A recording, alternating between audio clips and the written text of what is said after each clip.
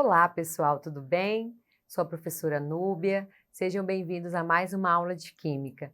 E hoje nós vamos dar continuidade ao nosso assunto de biomas, aquele conteúdo que vocês viram ano passado no nono ano, tá ok? E aí, para a gente iniciar nossa aula, vamos ver os nossos objetivos? Bom, primeiro objetivo, nós vamos relembrar alguns conceitos da aula passada e nós vamos identificar as características dos biomas brasileiros e avaliar a importância da preservação de sua biodiversidade, ok? Então, primeiro, e também nós vamos resolver algumas atividades relacionadas ao assunto da aula de hoje, ok? Bom, e aí, só para a gente estar relembrando, o que significa biomas? Então, biomas é o conjunto de vida constituído pelo agrupamento de tipos de vegetação, em escala regional, com condições geoclimáticas semelhantes e história compartilhada de mudanças, o que resulta em uma diversidade biológica própria, ok? Então, só para a gente relembrar o conceito de biomas, nós vimos na aula passada que tem 6 biomas brasileiros e a gente trabalhou as características do bioma Amazonas, só para a gente estar relembrando, então, o bioma Amazonas é considerado o maior bioma brasileiro, é a maior reserva de diversidade biológica do mundo. O bioma Amazônia corresponde a quase metade do território nacional. O clima dessa região é quente e úmido e sua densa vegetação é caracterizada pela floresta amazônica com árvores de grande porte. Possui diversos ecossistemas por deter grande biodiversidade na fauna e na flora, ok? Então, a aula passada a gente viu todas as características de localização, da fauna, da flora, nós identificamos as principais, né, desse bioma. E na aula de hoje a gente vai dar continuidade com o bioma cerrado. O que é o bioma cerrado, né? Ele é considerado o segundo maior bioma do Brasil em extensão. O clima que predomina nesse bioma é o tropical sazonal, com períodos de chuvas e de secas. Sua vegetação é caracterizada por árvores de troncos retorcidos, gramíneas e arbustos. Em geral, as árvores são de pequenos portes e esparsas. Então, na aula de hoje, a gente vai iniciar vendo as principais características do bioma cerrado, ok? Então, a localização, os principais estados onde se localiza o bioma cerrado está no Amapá, Maranhão, Piauí, Rondônia, Distrito Federal, Goiás, Mato Grosso do Sul, Minas Gerais, São Paulo,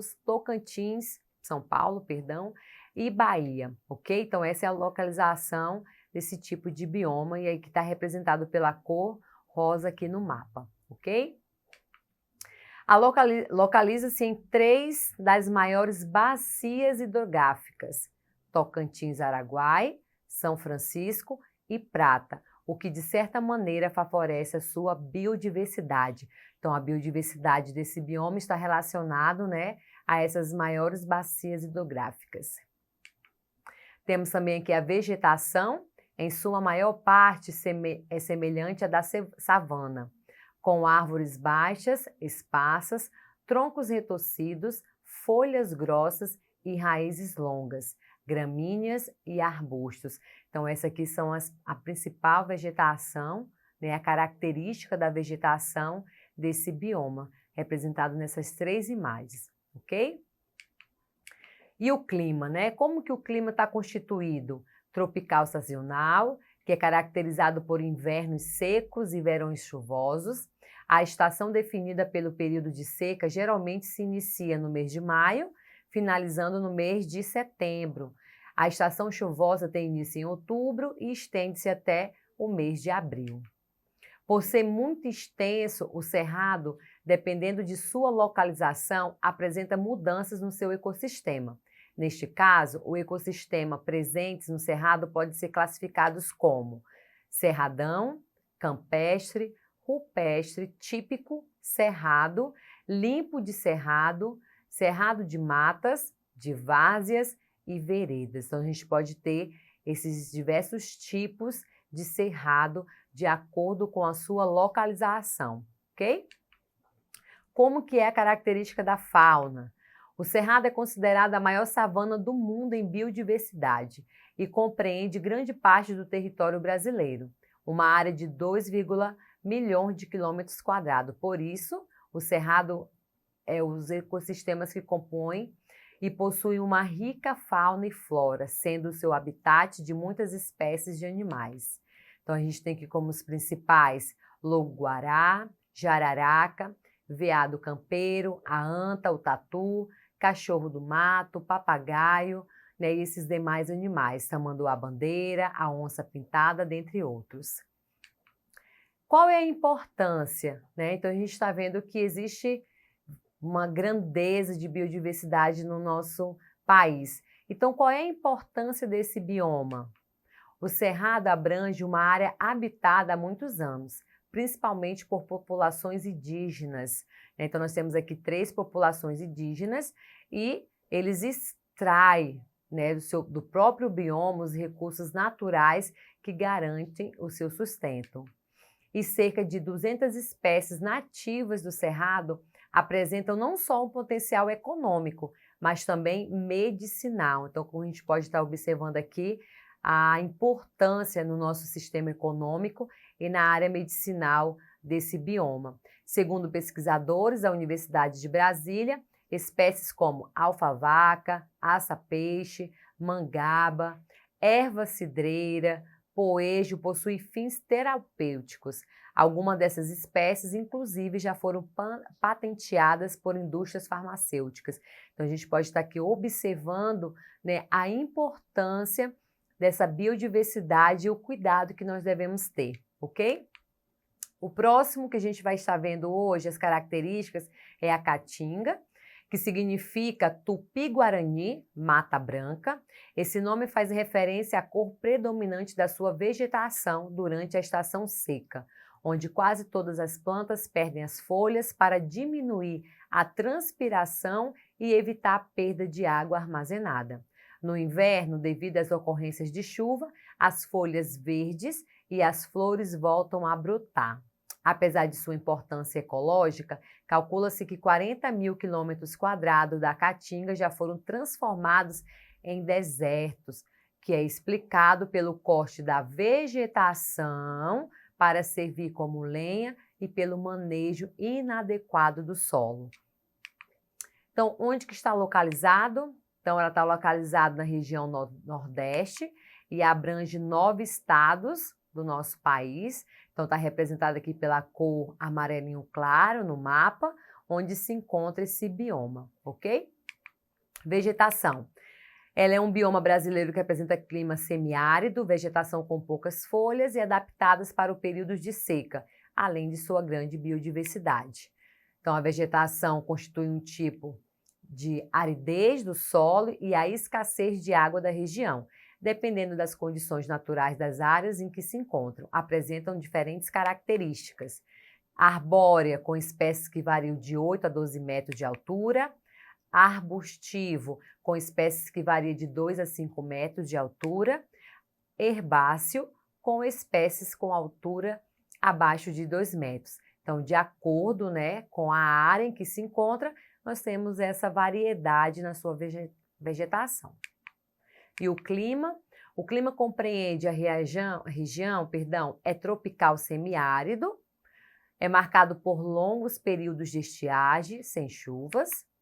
As temperaturas são geralmente elevadas, com uma média de 27 graus Celsius e pode alcançar números maiores, superiores a 32 graus Celsius. A fauna, né, abriga um grande número de espécies na fauna brasileira, como mamíferos, répteis, aves, anfíbios, entre outros.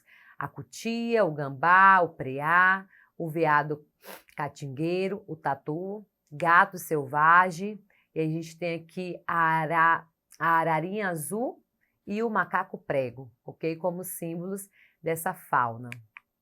A flora é bastante diversificada. O período de floração varia conforme a região e o regime de chuvas e a qualidade de solo também. E aí nós temos aqui, nessa imagem, representando a flora da caatinga, tá? O cacto. E agora a gente vai colocar em prática, né, alguns dos nossos conceitos na aula de hoje.